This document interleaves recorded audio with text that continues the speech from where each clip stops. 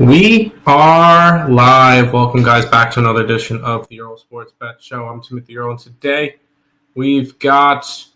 I didn't actually put the right thing into the title because we'll be talking not only MLB, but we got the NFL as well today.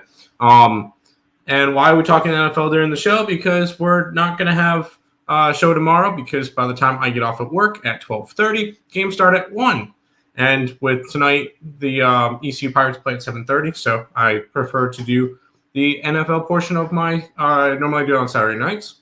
I prefer to do it now during the show. So we're going to talk about baseball first, and then after baseball, then we'll go over to the NFL.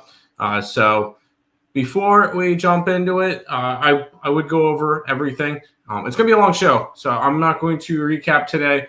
Just know it was awful yesterday. If you guys are interested in knowing exactly what happened, I think we're down like 8 units. It was ugly. Just couldn't get anything to go my way, which kind of sucks. But all of those are over on the Parleys.net website, so you can check exactly how we did. It wasn't pretty, so I figured I'd let you guys know now. But we will start by saying hi to the chat, which Nicholas Handy is here. Hello, Nicholas Handy. Good to see you.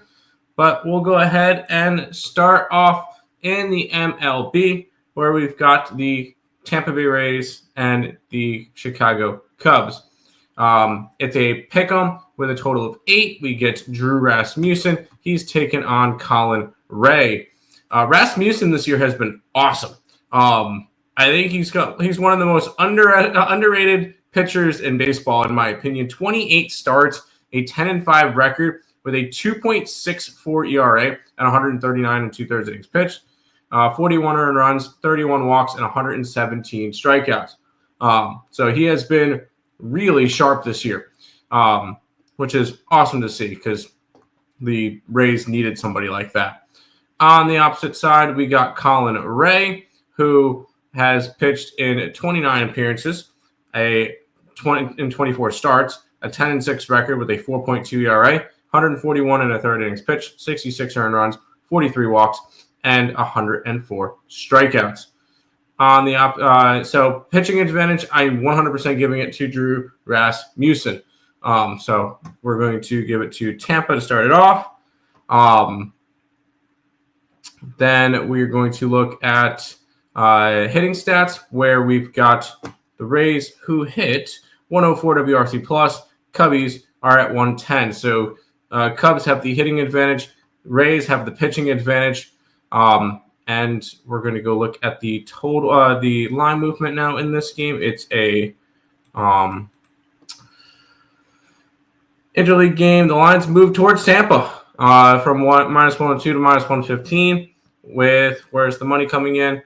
Yeah, the way that the money's moving, we're going to take Tampa Bay in this one, and we are going to have to put this one up on the site now, just because by the time the show would end, we wouldn't be able to get it up. So we're going to quickly put up the Rays money line, and then we'll do that. And I do apologize. It does take a minute to get plays up on the site because I have to upload them to 3 different sites, which is just so much fun right now. Since we had to switch over and everything, they are going to get that sorted out. It's eventually we're not going to have to do it to so many sites, but it is what it is for right now. Teo Sabe, why didn't you tell us the Mets would lose yesterday? Because I bet them. Because I was an idiot. That one's pretty self-explanatory. The Mets suck. So I don't know why you would bet them with me. I was an idiot to bet them. Pitching and market edge in this game.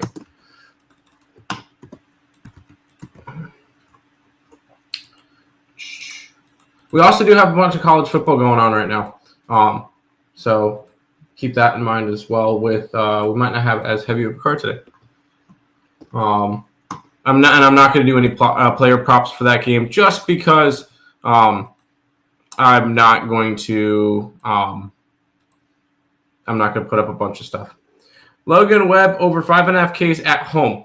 All right, so here's the deal. That one will be one of the last baseball games we'll talk about, just because it's later on in the day, so we're not going to discuss it just yet. But we will, so stay tuned, because I'm going to look at that with you, because I've been betting some player props as of late, so I'll be looking at that with you, but we're not going over that game just yet. And I have not. What do you call it? I have not bet the baseball games yet, so keep that in mind.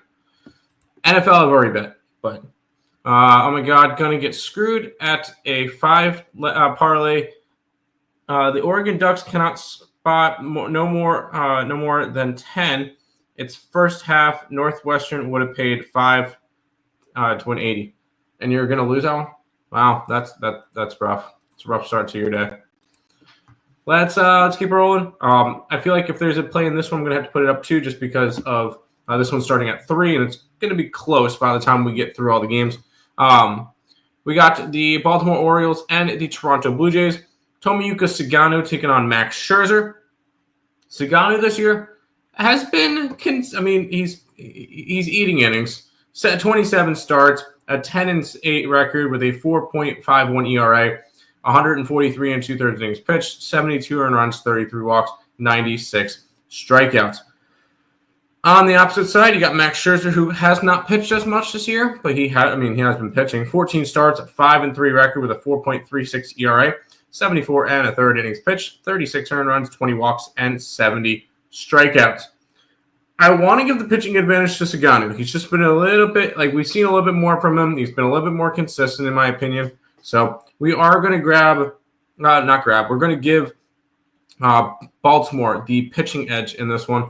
But something tells me, Toronto is number 3 hitting-wise versus right-handed pitching, which is 114 WRC+. Baltimore is 101. I will say I might look at a player prop in this game. I might, because I might like something a little bit interesting in this one. The line has moved towards Toronto a little bit, 170 to 180. Totals moved from 8.5, went up to 9 for a minute, back down to an 8.5. That's with all the money coming in on Toronto, so that makes sense. Not going to touch anything with a total in this game. I am going to look at a player prop, and it's going to be a pitching prop. I refreshed my page just as everything popped up. We're going to go pitching. We're going to go to strikeouts. We're going to go over under. Can I get a little bit? Really? I want to grab an under 4.5. I want to grab under. I want to see what under. Oh, under 3.5 is minus 162 for Tomoyuki Sugano. Okay, never mind. Not interested in that. Just because the Toronto Blue Jays have the lowest strikeout rate in baseball. So I was going to look towards Sugano, who doesn't strike out a lot of hitters, but that's a crazy number. Let's see. Strikeouts thrown. Unfortunately, I can't go under. I can't do any unders. Either pitcher strikeouts? No. Combined, outs, record. Hits allowed, combined, hits, walks, earned runs. No. Okay. No, nothing in that game. We're not betting anything in the Toronto and Baltimore game. Let's keep on rolling. We've got the Pittsburgh Pirates and the Washington Nationals. Bubba Chandler. All right, Bubba Chandler is going to come in and pitch here against Alvarez. Andrew Alvarez this year has pitched twice for the Nationals to a 1.86 ERA in 9.7 innings. 9 2/3 innings, 2 earned runs. But we really haven't seen anything from him. I'm not going to take this one for a grain of salt. He's been good in his short term. Bubba Chandler has not been, although he really hasn't pitched that much. His first 2 starts, most of them were relief outings. His first 2, no earned runs in 8 innings combined. Second 2, 3 earned runs and 9 earned runs. So he got hit up. I'm going to give Bubba Chandler the pitching edge just because I like him as a prospect. I think he's going to be really, really good. I'm going to give him the pitching advantage. Hitting advantage, Pittsburgh is one of the worst hitting teams in baseball. 77 WRC plus versus lefties. Nationals versus righties are sitting at 101 WRC plus. So hitting edge does go towards Washington. So it is going to be split down the middle. We'll go look at this now. The line is moving towards Pittsburgh and Bubba Chandler. I kind of like that with the way that the line's moving. Yeah, I'm gonna end up taking Pittsburgh today. So we're gonna grab Pirates money line, and then I wanted to look towards. It would be Alvarez strikeouts, and I don't think I'm gonna end up getting to anything with that. Alvarez strikeouts. It's over 4.5 at plus 165. So nothing involved in that. I think we're just taking the Pirates. Let's quickly look. Oh no, Bubba. Yeah, no, these two pitchers haven't pitched at all. So this one's going to be just Pittsburgh Pirates on the money line. What up, Twin? What's up, Drewski? Pirates money line. Yes, I agree with the Pirates in this one. We'll head over to the Yankees and the Red Sox. The Yankees minus 145 with a total of 8.5. Yankees did win the opening game 4-1. It's Max Fried versus Brian Balow. This should be a really fun pitching matchup. Max Fried this year has been solid. 3.02 ERA, 29 innings pitched, 16-5 record, 176 innings pitched with 59 earned runs, 48 walks, and 163 strikeouts. Brian Balow has been a breakout pitcher for me. He's been really good this year. 25 starts, 11-6 record, 3.12 ERA, 152 and 2/3 innings pitched, 63 earned runs, 51 walks, 114 strikeouts. I know it's going to sound crazy. I'm going to give Balow the pitching edge right now over Fried.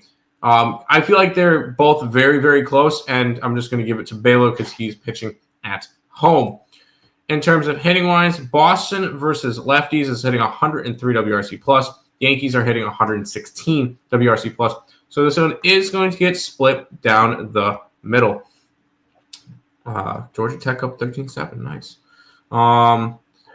We go and we look at line movement. The line movement is going a little bit towards the Yankees. Nothing crazy. Actually, if you go from 4 o'clock, if you go from last night at 8 o'clock, it's gone from 137 to 154. So it's definitely moved towards it. The line's actually moved down to 145 since. So that's interesting to see. With money coming in, the way that the money's moving, it's kind of going towards the Red Sox. I think we're going to end up taking Boston in this game. Red Sox money line. And then we're going to go look towards props. Because I can guarantee that these guys have faced off against one another before. So these two teams should have somebody who's good. Bregman's 4 for 6, but nothing really good. Trevor Story. Story's hitting 301. I'm going to take Story over his bases. 1.5 total bases. I'm going to look up what that is.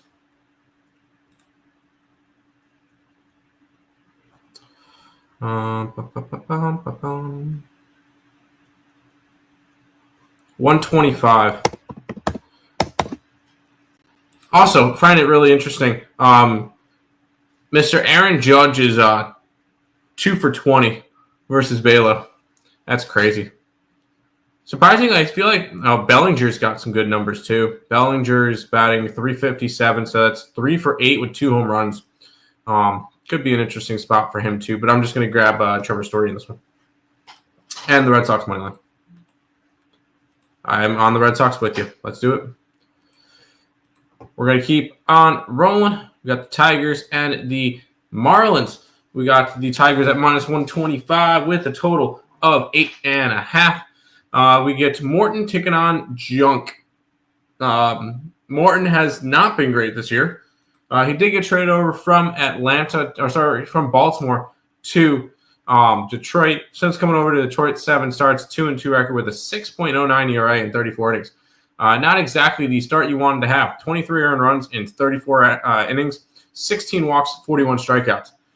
Not particularly good. So it's hard to give him a pitching advantage.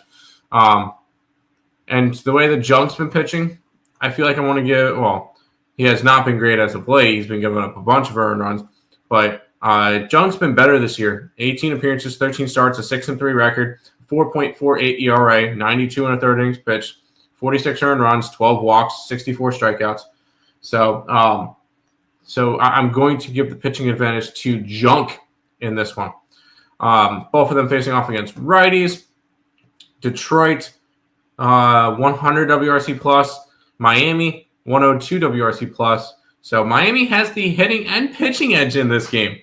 That's very interesting. And we're going to go look at the line movement. Line movement is going towards Miami. We're going to be taking the Marlins here. Marlins money line. And I kind of thinking I want to look at Junk's strikeout props because the Tigers strike out a bunch against right-handed pitching. Where's Junk? Junk, over 4.5 strikeouts is plus 160. I don't hate it. I'm going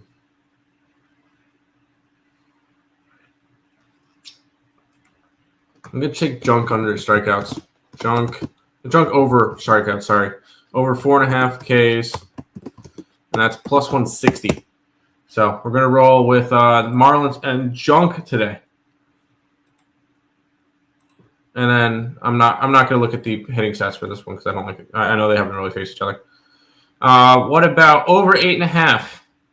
I could see an over. Both pitchers are terrible. Yes, I took Junk over his strikeouts because the Tigers are striking out at a 24.1% clip versus the versus right-handed pitching, which is only worse than the Angels and only not worse than the Angels and the Colorado Rockies. They're third in strikeout rate versus right-handed pitching, which is very interesting. That's why I took Sandy Alcantara strikeout props yesterday, and it hit. I'm taking the same with Junk. Supness, Lex. What's up? Do we have to? Okay. Covers is being stupid, and I want to show you guys just so I don't look like an idiot. According to Covers today, the Mets will be facing off again. Will be pitching Brandon Nimmo. It's not Brandon Nimmo. It's Sprout. It's Sprout. But why are you doing this? Like, why do we have to say that it's Nimmo? It's Brandon Sprout, who's pitched one time. He pitched 6 innings, 7 strikeouts. He allowed 3 earned runs, and that was in a loss, I believe, to the Cincinnati Reds. But I like Brandon Sprout as a pitcher. I think he's going to be solid, but he's only made 1 start. I have to give the pitching advantage to Patrick Corbin just because, I can't give it to Sprout, who's made 1 start. Corbin this year, 27 starts, 7-9 record, 4.36 ERA, 142 and a third innings pitched, 69 earned runs, 44 walks, and 119 strikeouts. Who's got the hitting advantage? We've got the Mets going up against a lefty, which is not been great for them, 98 WRC plus. We got the Rangers going up against a righty, which is 97. So actually, the Mets have a hitting advantage in this one. So pitching advantage, Texas. Hitting advantage, Mets. Line movement, no line movement in this one. Good, I don't have to bet the Mets today. Line's actually moved from 8.5 to a 9, so it's moving towards the over. The way that the money's coming in there, it's fine. Not anything I'm going to get involved with it. And the Mets do have experience versus Corbin. Let's see if any Met player has good numbers versus Patrick Corbin. Oh boy, there are. Crap, I'm going to end up taking 3 Met player props, aren't I? Hard to ignore when here are the 3 best pitchers, 3 best hitters for the Mets against Corbin in their career. Nimmo, 2 home runs and 43 at-bats with a 279 batting average. Lindor with 3 home runs, 4 RBIs, and 44 at-bats with a 295 average. And Pete Alonso, 5 home runs, 9 RBIs, and 49 at-bats at a 347 batting average. I'm going to grab all of them over their bases. Alonso. By the way, I'm just putting these into a note page, and I'm going to end up putting them all up on the site afterwards. Over total bases. Lindor over 1.5 total bases, and Nimmo over 1.5 total bases. And we're going to figure out what all those are. But when those guys have the numbers they do against Patrick Corbin, I'm going to jump on it, and I'm hoping that they're able to fucking hit today. By the way, not taking the Mets to win at all. Even money on Alonso, even money on Lindor, and Brandon Nimmo is plus 150. So there you go. That's what I'm taking for the Mets game. Yerfy, I could see it. Rangers money line. I won't talk you off of it. The Mets have lost 7 games in a row. But where are you getting minus 140 from? It's minus 160 on DK. Keep in mind, I typed this up about 50 minutes ago, so the lines are subject to change. But according to, I use the Wager Talk odds reading, and according to that, that's opening lines. Now it's showing me that the Mets, minus 160s. Yeah, keep in mind, what did I have? Yeah, 140 was, half an hour, 45 minutes ago? Where is your twin brother at? He's no longer with the ESB. You trust them Mets bats. When players have such good numbers, I think the one I trust the most is Pete Alonso. But obviously, Pete's awesome. So it's hard not to trust him. But we'll keep on rolling. Today could possibly be a day that the Phillies clinch their playoff spot. But you got the Phillies and the Royals. Phillies minus 140 with a total of 9.5. You got Bogert taking on Taijuan Walker. Bogert this year has been pretty solid. Come on, Troy. Bogert, since coming over to Kansas City, 7 starts, a 1-2 record with a 4.17 ERA, 36 and 2/3 innings pitched, 17 runs, 13 walks, 34 strikeouts. He's doing what he needs to do. He's eating innings at the back of the rotation. Taijuan Walker on the opposite side has been good this year. It's been surprising. Although last 3 starts, 4 runs, 5 runs, 4 runs, but 30 appearances. He came out of the bullpen 11 times, 19 starts, 4-8 record, 4.03 ERA, 111 and 2/3 innings pitched, 50 earned runs, 36 walks, and 76 strikeouts.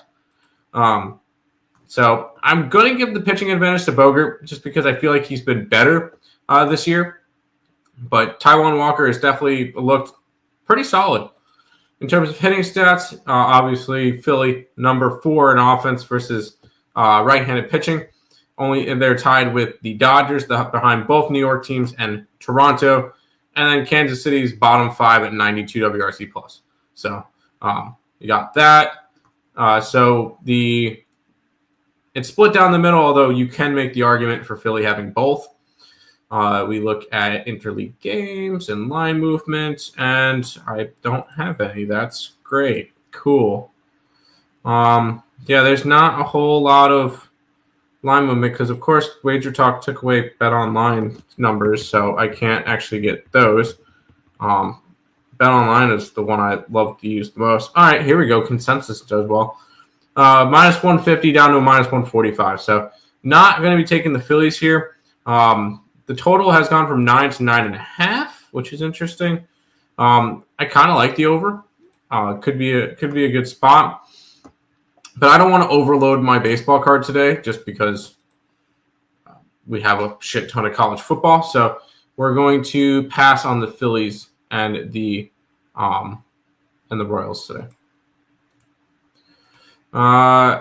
What is that next to your left shoulder? An empty aquarium?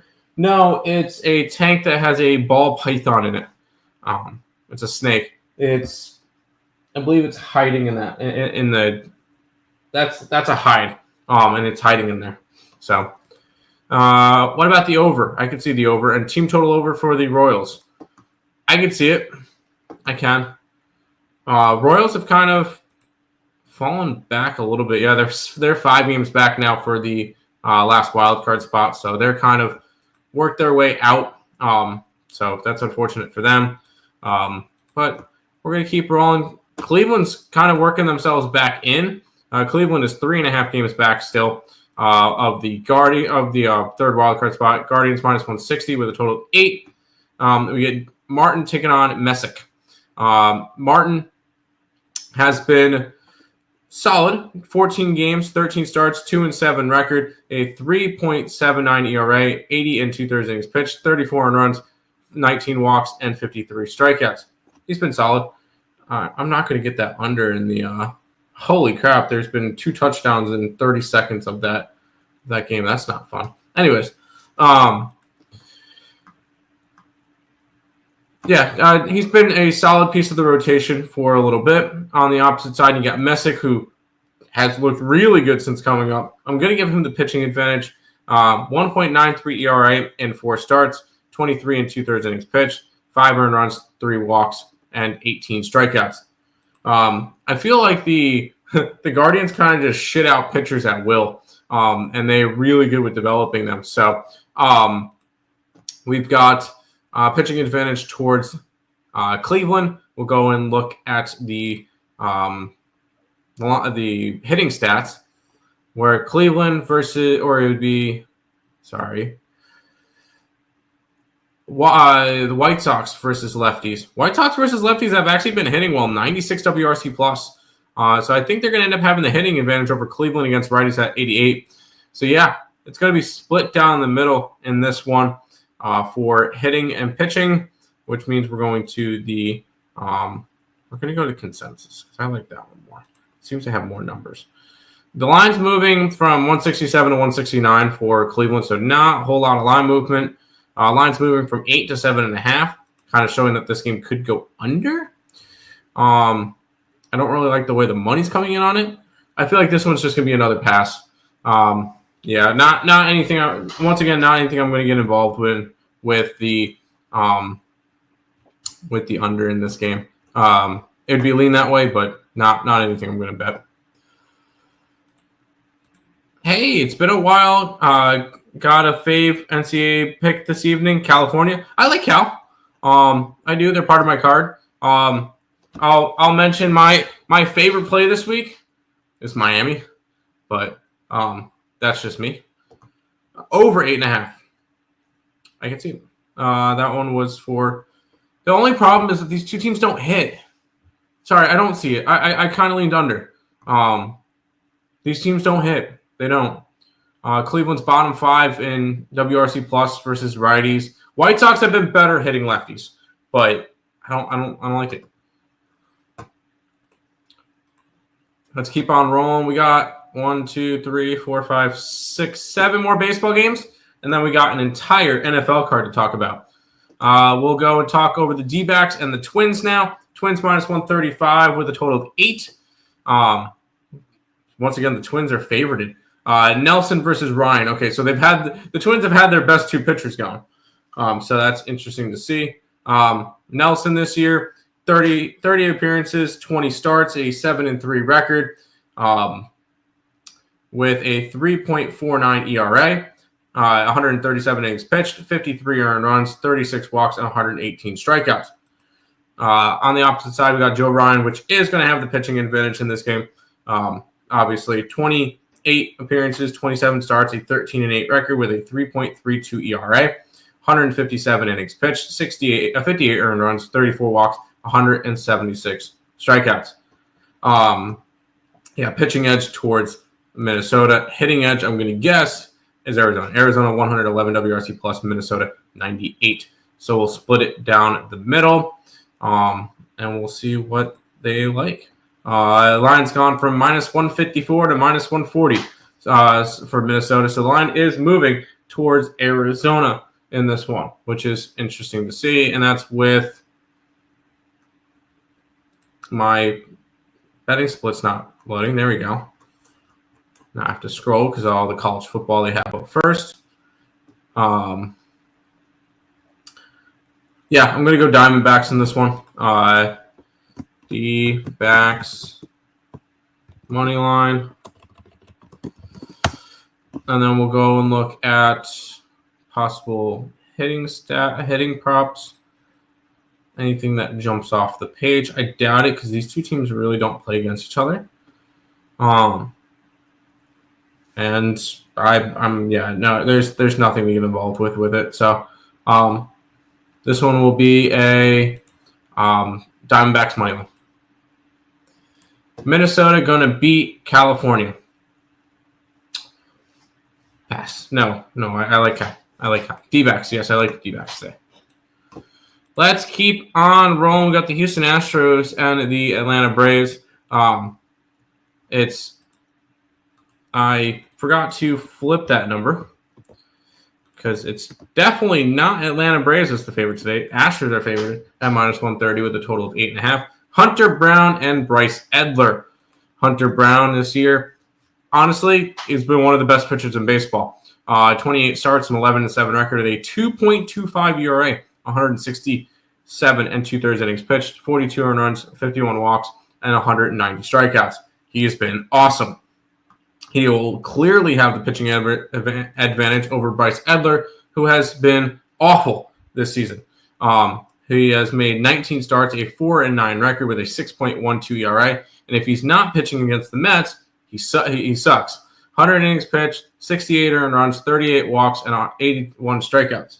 So not good. Hunter Brown definitely pitching advantage in this one. Hitting, both of them going up against righties. Houston and Atlanta both sitting at 98 WRC plus. So not great with hitting, and they're both tied. So we just have Houston with the pitching edge. We go and look at line movement where the line is moving towards Houston. So we will be taking the Astros. I'm going to be taking them on the run line here. And then we're also going to be taking we're going to look towards Hunter Brown strikeout props just because I really like Hunter Brown. I think he's going to have a really good game. And that comes with strikeouts. And it's over 5.5. Brown over 5.5 Ks, and that's at plus 105. So I like that. And I want to take Edler under. I feel like Edler under could be interesting. Can I get that at a decent enough number? No, I can't. Minus 155 for under 4.5. So just Astros run line and Brown over strikeouts. I don't trust Edler enough for an under, Drewski. I do not. So I'm going to go no to an under. We got the Cardinals and the Brewers up next. Brewers are minus 150 with a total of 7.5. We got Sonny Gray taking on Mizorowski. Gray this year has been solid enough in that rotation, a 4.45 ERA, 29 starts, 13-8 record, 163 and 2/3 innings pitched, 81 earned runs, 35 walks, and 179 strikeouts. I want to give him the pitching advantage just because I know Miz has not pitched a lot. He's been back and forth with the bullpen. He is coming off of 7 innings of 1 run, 3 hits against the Pittsburgh Pirates, so he has looked good as of late. 12 starts, though, a 5-2 record with a 4.09 ERA, 55 innings pitched, 25 earned runs, 24 walks, 77 strikeouts. I'm giving the pitching edge to Gray in this one. I'm going to do it. And then in terms of hitting against the certain hands, 109 WRC plus for Milwaukee with the hitting advantage against St. Louis, who's sitting at 96. So split down the middle for this one. We'll see where the line movement is going. It's going from 162 area all the way up to almost 170, and then now it's now I see 160s. So that's at least it has not really moved in the direction that you would want to in order to back the Brewers. I'm not going to bet it. What's the money at? A lot of money coming in on the Brewers. It'd be Cardinals or nothing. I feel like Cardinals could be an interesting play. I might end up taking the Cardinals here. Cardinals money line. Anybody? Miz hasn't really faced anybody. Yeah, I'm not going to grab any player props from the game. Yeah, no, give me. I'm just going to take the Cardinals here. Cardinals money line versus the Brewers. What about over 8? Both pitchers can be shaky. They both can be. I'm just going to trust. I'm going to trust Gray in this one. So, and I'm going to be back in the Cardinals. Holy crap, Alabama, stop scoring. And there goes my under. Yep, the under is already a loser. Cool. But we'll keep on rolling. I'm probably not going to get involved with this game, although I did cash a plus 227 yesterday with the Rockies, so that was nice. Padres minus 340 with a total of 8. Bylock versus Cease. And I can't look up Bylock. Covers doesn't like me. Cool. We'll go to MLB. Bylock, 1-4 with a 8.62 ERAs and 11 games appeared in, 9 starts, 47 innings pitched, 22 strikeouts, and a 1.79 whip. He has not been good this year, obviously. On the opposite side, we got Dylan Cease, who has also not had a good year, although we are going to give him the pitching advantage because we've actually seen him pitch more. 29 starts, a 7-11 record with a 4.71 ERA, 151 innings pitched, 79 earned runs, 63 walks, and 195 strikeouts. So enough for me to kind of – I do kind of like Cease, obviously Cease over them. I don't even have to check the hitting because Rockies are the worst hitting team in baseball. I'm never laying -3 whatever. I'm not going to anyway. Money's stupid on this game. I don't even know why I bothered looking. This one's a pass. Afternoon, Timmy. What's up, Untouchable? Nerfy in Milwaukee. I can see it. Over 8. I could see an over 8 just because Bylock has not been good and Dylan Cease is hittable. Sprinkled Garrett Crochet future for Cy Young after Scooble's injury. What exactly is the real difference between them? Scooble has better numbers right now, but obviously that could easily change with the injury and everything. So that's definitely going to be a interesting way to look at it because I know we saw the same thing with Skeens and Wheeler, where Wheeler's out for the year and everything. So Skeens got that one by default, but Padres -2. Okay. This game's a pick'em. Dodgers and the Giants. The pick'em with a total of 7.5. Clayton Kershaw taking on Logan Webb. Kershaw this year has been Clayton Kershaw. 19 starts, 10-2 record, 3.27 ERA, 99 innings pitched, 36 walks, 36 earned runs, 26 walks, and 69 nice strikeouts. On the opposite side, you got Logan Webb. And we're going to give Logan Webb the pitching advantage in this one. He's been awesome this year. A 3.12 ERA and 30 innings pitched, 30 starts, 14-9 record with a 184 2/3 innings pitched, 64 earned runs, 41 walks, and 102 strikeouts. It's been solid enough. So pitching advantage towards the Giants. Hitting edge, Giants versus lefties have been awful, 79 WRC plus. In terms of the Dodgers hitting against righties, 5th in baseball. So the Dodgers have the hitting advantage in this one. Let's see where the line's moving. Line's gone from -120 to -110 for the Giants, for the Dodgers. So line is moving towards the Giants, but not the way I would want to see the money coming in on it. This one's going to be another pass. We're going to go look at what are their strikeout rates. Giants strikeout rate is 24.7%. I could look towards a strikeout prop for him. That could be interesting. And then Dodgers don't really strike out. So I know somebody asked in the chat earlier saying Webb strikeouts. I'm going to say no, but Clayton Kershaw strikeouts. 3.5 is going to be a little bit too high, a little bit too juicy. What about 4.5? 4.5 is sitting at plus 160. I can see Clayton Kershaw get 5 strikeouts today. We're just going to grab Clayton Kershaw strikeouts. Kershaw over 4.5 Ks at plus 160. We're going to ride with that. Dodgers money line. I hope so. I can only hope for the same. Murphy, okay. Yeah, Scooble stats are slightly better. I just thought there's value with a coffee bet since he could win by default. He could, 100%. Do you have a college football 3-teamer for the 7 o'clock games or later?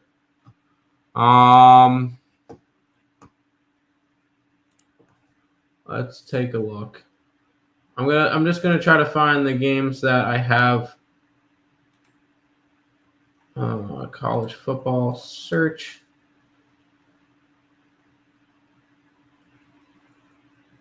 I'm on California. I'm on Air Force. And would that be Duke? Carolina Air Force Duke? I feel like that's fair. Carolina Air Force Duke. California Air Force Duke. Under in the Irish game. I took the over in that game. I like the Dolphins, yes, and the Saints. I did not bet the Saints game, but I do like the Dolphins. I'm taking taking my Saints because I'm a homer. It's gonna be a rough year for you, dude. We got 2 more baseball games until we hit NFL time, and one of them is the Mariners and the Angels. Mariners minus 215 with a total of 7.5. Ferris taking on Ferris this year has pitched all of twice. Not really going to deep dive into his stuff. 11 innings, 7 strikeouts, 3 earned runs. So nothing crazy with him. On the opposite side, I'm going to give Wu the pitching advantage. Wu's been awesome all year. 3.02 ERA in 28 starts, 13-7 record, 175 and 2/3 innings pitched, 59 earned runs, 34 walks, and 178 strikeouts. It's been good. Obviously, he was an all-star. Go and look at your hitting stats. Seattle versus lefties. They love hitting lefties. 107 WRC plus. That's 7th in baseball. Angels against righties. 94 WRC plus, and they're the highest strikeout team. 26.4% against righties. We go and look at the line movement in this one. Line's moving towards Seattle, but I'm not laying the run line on them. They have been hot as of late, but with the way the money's coming in, no real interest in that. But when it can come to strikeout props, oh no, it wants way too much. It wants either over 7.5 at minus 120 or over 8.5 at plus 150. So I'm actually going to stay off this game, even though the Angels strike out a lot. That's a high strikeout total. Do you like Duke? I do like Duke today in football. Air Force ain't going to cover. I like Air Force to cover the spread. Yeah, but at least they won't tease me like last year, win first 2 games, then fall off a cliff. No, they shouldn't tease you like that. Last Nerfy for baseball slate tonight. Nerfy in first 5 under for the Houston game. I can see it. And then the under in that game. Final game of the night. We get the Reds and the Athletics. The Reds are minus 115 with a total of 9. Hunter Green taking on Luis Severino. Hunter Green this year, 16 starts, a 6-4 record with a 2.59 ERA, 90 and a third innings pitched, 26 earned runs, 19 walks, and 113 strikeouts. On the opposite side, we got Luis Severino, who is pitching to a 4.67 ERA in 26 starts, an 6-11 record with 146 and a third innings pitched, 76 earned runs, 45 walks, and 114 strikeouts. Pitching advantage, I'm going to give it to Hunter Green, even though we have not seen him as much this year. Hunter Green is still the better pitcher. And then we're going to go hitting edge, and that's going to be the Athletics. 107 WRC plus to where is 100 to 97. So hitting edge is going towards the Cincinnati Reds. Towards the Athletics. We look at line movement in this game. Line is moving slightly towards the Reds, but not enough for us to want to, go and bet it. And it's moving that way with all the money coming in on it, so it all makes sense. What are the strikeout rates again? Athletics don't really strike out a whole lot. Cincinnati, meh. I'm going to end up passing on this game. We'll pass on it to end the day. Reds must win. They don't have to. ECU in the over. Coastal not very defensive so far. Coastal has also done nothing on offense, so I don't know if I could take the over unless you think that ECU is going to be scoring all the points. Reds money line. Do you like the Gators spread after the humiliation last week? Yes, I do. Browns cover tomorrow. I can see the Browns covering tomorrow. I can. That's totally realistic. But that is all of the baseball for today. Let's head over to football. We'll start off with the New England Patriots and the Miami Dolphins. Dolphins are -1.5 with a total of 43 in this game. And after week one, both these two teams are 0-1. So not fun for either one of these teams, although it was a lot worse for one of them. Dolphins. We have the Dolphins at home, which I kind of like the spot with. They're coming off of a 33-8 loss to the Colts. So not really a good game there. The Patriots are coming off of a 20-13 loss to the Raiders. So not a pretty loss for them either. We'll look at line movement for it. We're going to go NFL, which we have seen a lot of interesting line movements for it. Because I know it opened up at 2.5. I saw it down to a pick 'em. Now it's working its way back up to the point where I thought I just saw another 2.5. Or it's going back up, so I see some 2s now. The Dolphins are my favorite play of the week. They're my survivor pick. This is a team that I think everybody's going to sell. Everybody's going to see what they did last week and be like, nope, I'm not going to bet them. And with that, I'm going to go jump right on them. Keep in mind, NFL plays I've already bet, so those are plays that are already on the site. I do like the Dolphins in this one. I got them. What did I get the Dolphins at? NFL.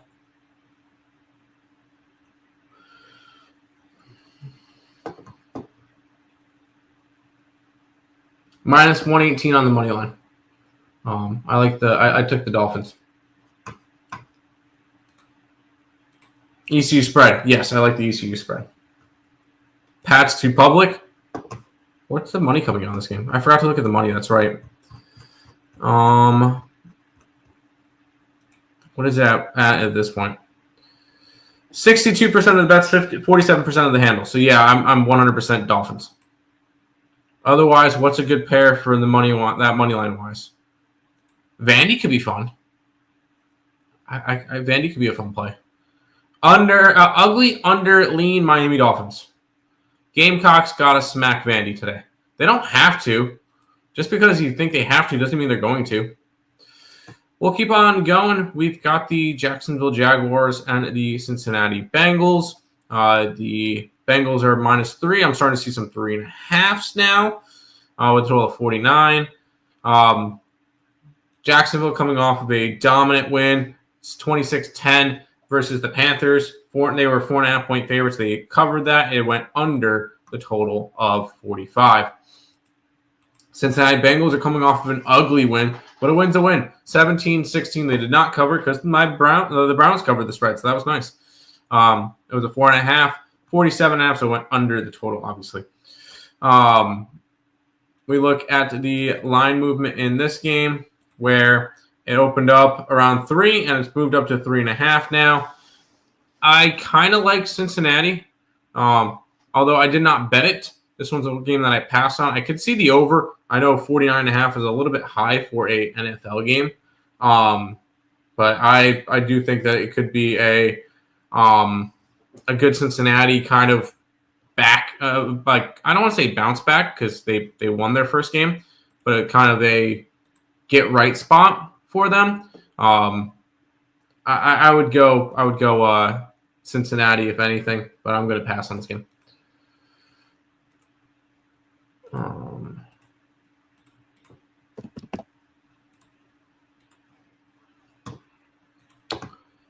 Bengal smash. Trevor ain't that guy. We'll see. We'll see with that. I'm not sold on Trevor either, so I'm not gonna go against that.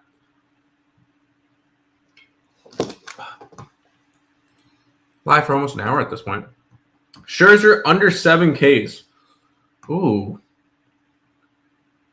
Scherzer's against Baltimore. Baltimore strikes out at too high of a clip. But it's 7, so I don't really know. That one's a tricky one. I don't think I bet anything on that game. We'll head to Zyra is saying Brewers money line. I'm not going to take the Brewers. And if you're going to take it, take on the run line. I would not recommend the money line just because it's like minus 150. I don't like that number. But we'll go to Browns and Ravens in this one. The Ravens are minus 11.5 with a total of 45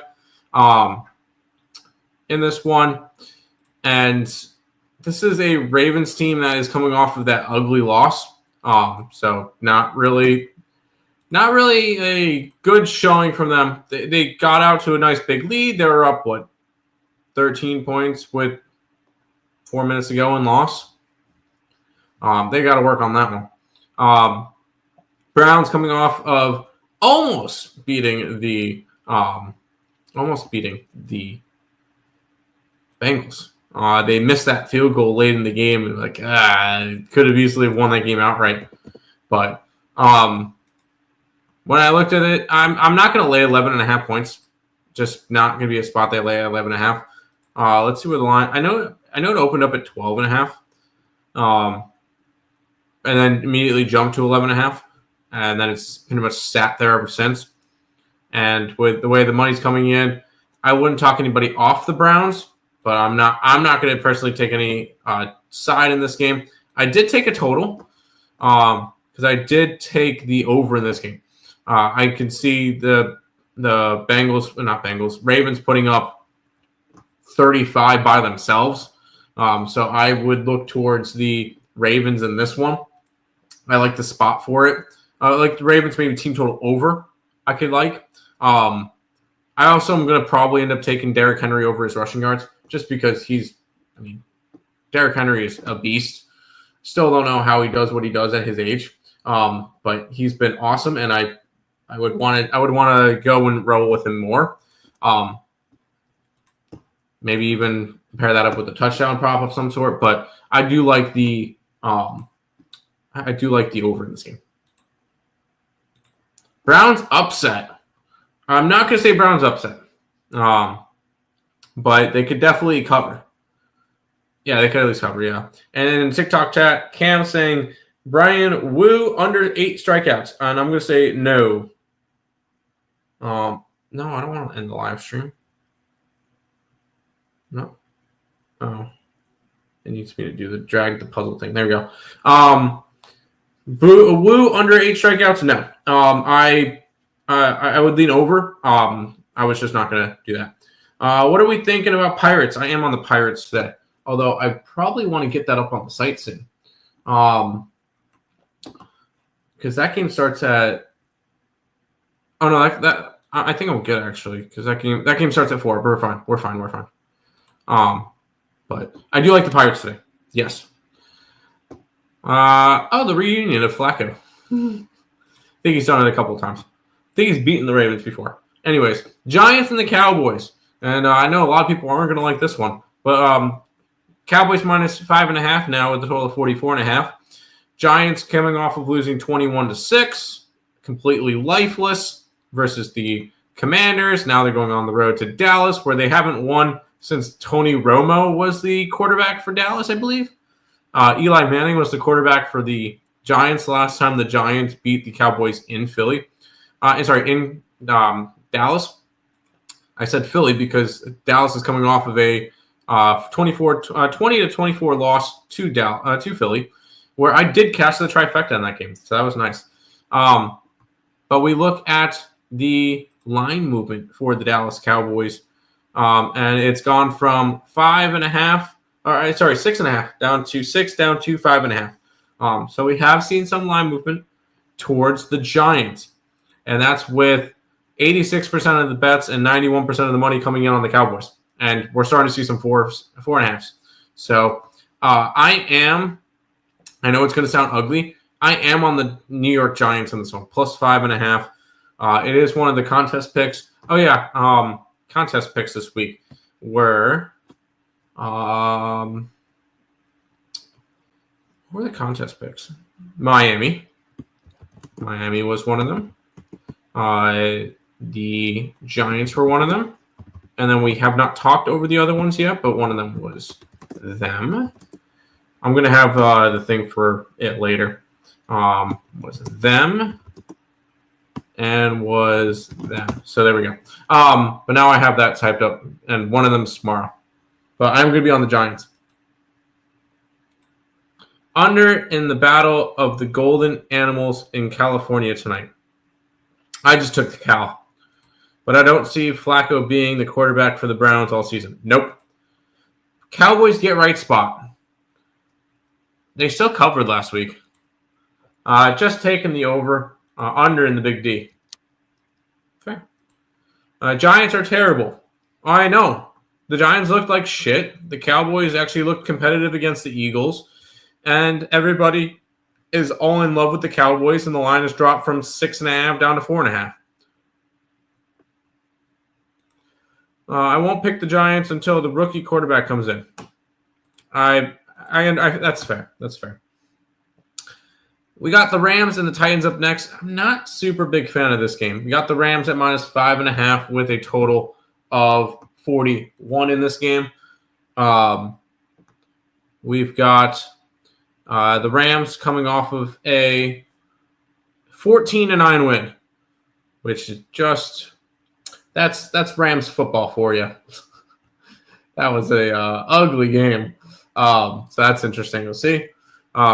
We got the Titans coming off of, I believe it was a 20-12 loss. Yeah, 20-12 loss. They covered the spread versus Denver, and that game obviously tanked under. So both of them tanked under last week, but I'm not going to look at a total in this game. We're going to go look at the line movement. I didn't bet anything in this game, but we're going to just take a look at it anyway. Of course, there's no line movement. On the side, I could see an under in this game. Just not gonna take it. Money coming in on the Rams. The line really hasn't moved. I feel like this could be Titans or nothing. But I was not really interested in the Titans-Rams game at all. Jets money line for my no sweat. We'll talk about them in a minute. I like it. Can I get a Stacy's mom for old time's sake? I don't have that clip saved anymore because we switched over StreamYards. That's all stuff that's on Nick's computer, so maybe I can have Nick help me out and get all those back onto the StreamYard, but I do not have them personally. Rams smash. Or Titans team total under. Honestly, Titans team total under could hit, and so could the Titans spread. I think it could be that ugly of a game. All right. Do you want to know what Survivor pick's going to get absolutely obliterated this week? The Buffalo Bills are in New York taking on the Jets. The Bills are 6-point favorites with a total of 47.5. we've got a Buffalo Bills team that is coming off the highest of highs, coming back from being down, 12 or 10 or whatever, double digits with 4 minutes to go, and winning versus Baltimore. Obviously, they covered their spread because they were a dog in that game at home. 51.5 was the total, and it soared over. So that's kind of interesting there. On the opposite side, you got the Jets that are coming off of the lowest of lows where they should have had it. They blew a 9-point lead, ended up losing that game 34-32. They did cover the spread, and it did go way over the 38 total. Honestly, I can see an over in this game, 47.5. I know it's a little bit of a higher total for the NFL. I can see an over in this game. The Jets, I feel like the Jets are going to know what to do in terms of the attack because the Jets offense is a light version of the Ravens offense. They're going to run the ball, run the ball, run the ball. And I feel like that's going to work out in their benefit. And I think they're going to be able to put up some points. If you're going to look at player props, Breece Hall and Justin Fields are going to be some interesting props for me. That I'm probably going to add at least Breece Hall. I took the Jets. I got them at a 7, and it's down to a 6.5, or down to a 6. And that's with, where's the money coming in? 71% of the bets, 36% of the money is on the Bills. So this is a Jet spot all day for me. I think the Jets can win this game outright at home versus the Bills. Yeah, we need that. And Broncos country, let's ride. Listen, yeah. Bills smash, Jets cover last game. They did cover last game, and they're going to cover this game too. Josh Allen stole my money with that win last week. Time for some payback. Bills, AFC champions. I won't believe it until I see it. Field of the Dreams, anytime touchdown. I think that's like 165. I like it. And then Zara is asking first five innings under Cubs. Are the Cubs playing right now? The Cubs are already playing. And it's in the first inning already. I don't know if I like the first 5 under. I want Tampa to score. We're getting through the games. We still have a couple more 1 o'clockers. Then we got to the rest of the card. We got 1, 2, 3, 4, 5, 6, 7 games left. Bears and the Lions. The Lions are 6.5-point favorites with a total of 46 and a hook.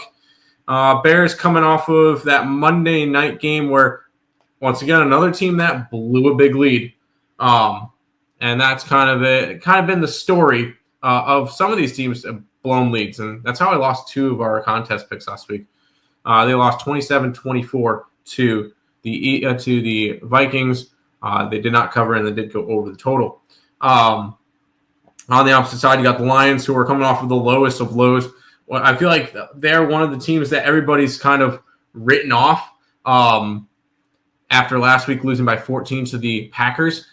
I could easily see the Lions covering this game. I think their offense comes to play. I took the over in this game. I got it at 45, I believe. I want to say 45 or 45.5. Oh, I got 47. What did I? Oh, 45 is the Ravens game. I got it at 47. It has dropped. I don't care. I think you're going to see some offense in this game. So I took the over between the Lions and the Bears. Bears upset. I don't know if I could trust the Bears upset. I don't know if I can. So let's make sure that's cool. I don't think I can trust an upset. Lions bite Bears kneecaps. As long as the game is over, that's fine. You can't trust the Lions after that game. No, I mean, I probably could. This is a Lions team that's still going to be a really good team this year. So I can still trust the Lions. Gibbs touchdown. Hey, I'm all for touchdowns in that game. I want overs. Here's another one where it's going to be kind of an overreaction week 2. We got the Seattle Seahawks taking on the Pittsburgh Steelers. Seattle coming off that 17-13 loss to the Niners, where within the 2-minute warning, they had like the ball at the 9-yard line and was not able to score the winning drive against San Fran. Cashed my San Fran money line, so that was nice. So Seattle couldn't get the job done there. Pittsburgh, we talked about them. Comeback win versus the Jets. And that was Aaron Rodgers absolutely going off. Everybody is super, super high on the Steelers now. Everybody's super low on the Seahawks. It's another one of my more favorite plays this week. Not a whole lot of line movement in this game. It's opened up at 3. It stayed at 3, and that's with Pittsburgh getting 73% of the bets and 59% of the money. I like Seattle in this one. I got Seattle at +3. This is a Seattle team that I think is going to.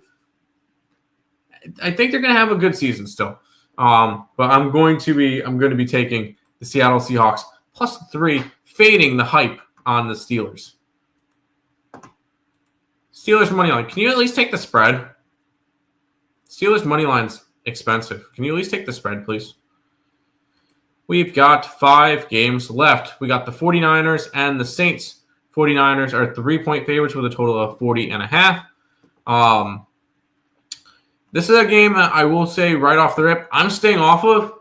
We've got Radler versus Mac Jones. So this one's kind of an ugly game off the rip. And that's why the lines dropped from, I think it opened up at -7 for the 49ers to 3. I think that's just a crazy line movement. So not anything I'm going to end up getting involved with. So I'm going to be quick with this one because a lot of the line movement, a lot of the injury stuff, we're staying off of this game. So I'll be quick with it. Seahawks are terrible. They could be terrible. I'm just going to fade the hype.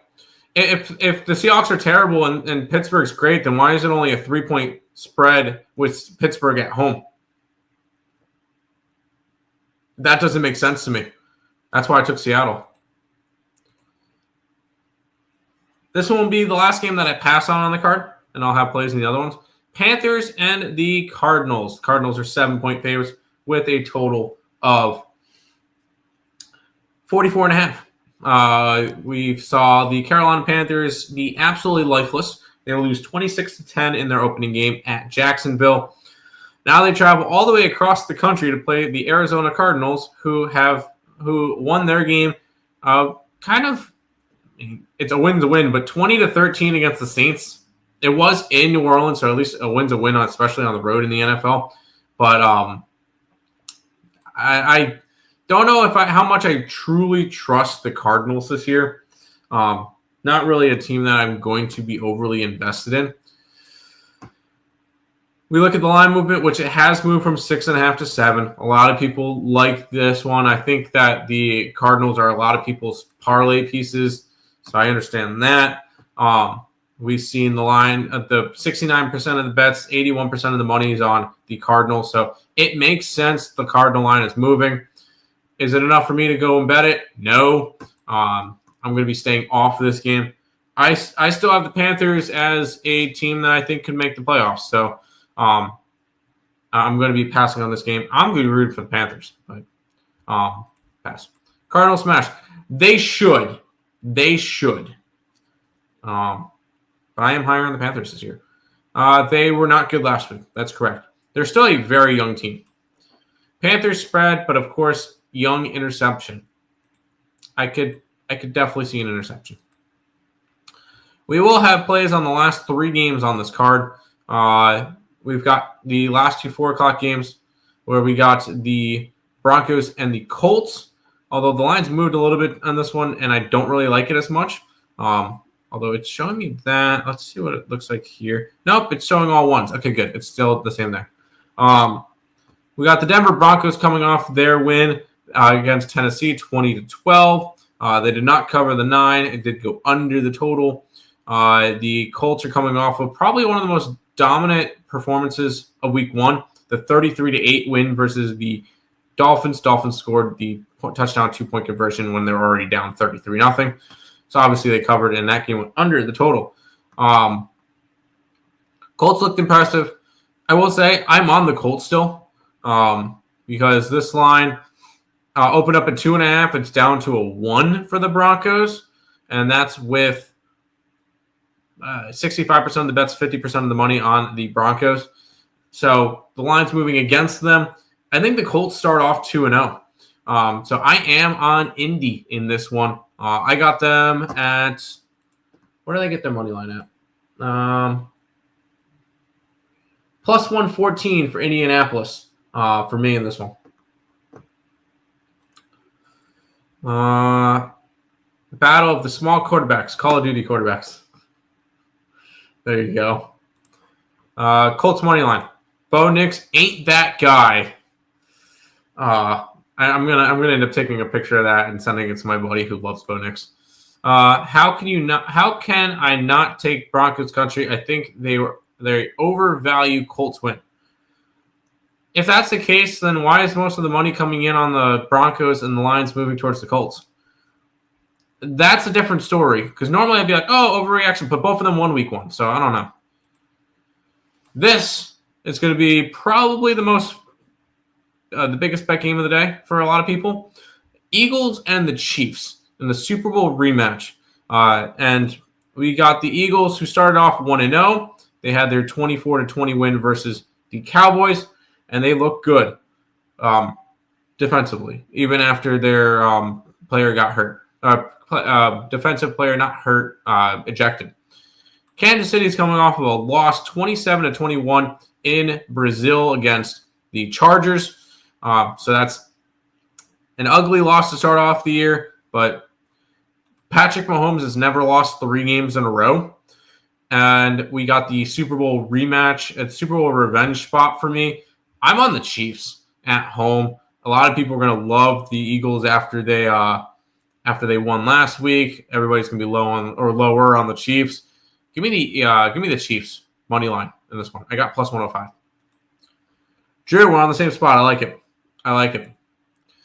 And that will bring us to finally our last game of the day, and we've been waiting all day for Sunday night. The Vikings and the Falcons. The Vikings are 3.5-point favorites with a total of 44.5. Atlanta comes into this one 0-1 on a last-second loss or last-minute loss to the Tampa Bay Buccaneers. That was 23-20.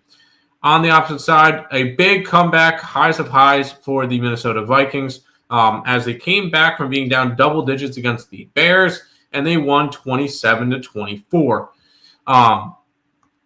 So one team's coming off of a high, one team's coming off of a low. You could look towards overreaction week 2. I'm on the Falcons. I'm on the Falcons in this one. I'm not buying in on that Minnesota hype. Just not going to. Line is moving towards Atlanta in terms of juice, which I kind of like. And then the money's coming in more on Atlanta, 61-75. I still like the spot for the Falcons in this one, so I am on them. I got them at plus 3.5. So we're going to ride with the Falcons to end the night. Falcons money line. No way McCarthy wins 2 primetime games in a row. All the money's on the Vikings. Actually, more of the money's on the Falcons, but yeah. Taking both kickers over field goals. I kind of like that. Untouchable. But that is going to do it for this edition of the Earle Sports Bet Show. McCarthy unders. I can see McCarthy unders again. I like it. I will be back again on Monday for another edition. We'll see you guys then.